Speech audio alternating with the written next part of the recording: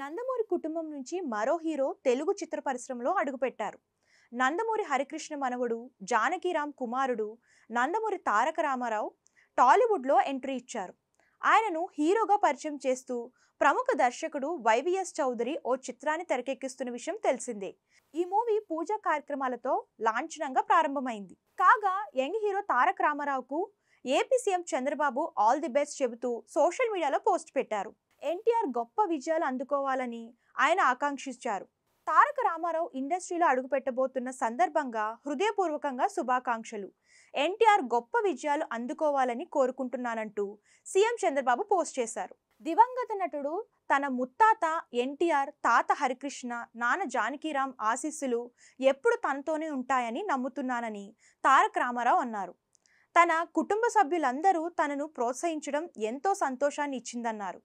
ప్రేక్షకుల ప్రేమాభిమానాలే తనను ముందుకు నడిపిస్తాయని నమ్ముతున్నట్లు చెప్పారు.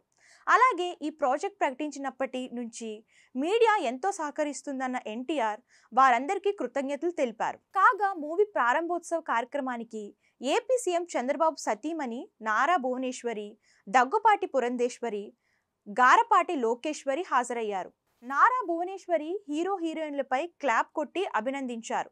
ఈ క్రమంలోనే తన తండ్రి సీనియర్ ఎన్టీఆర్ నటనలో ఎంత కీర్తి తెచ్చుకున్నారో తారక రామారావు కూడా అలానే ఎదగాలని ఆకాంక్షించారు.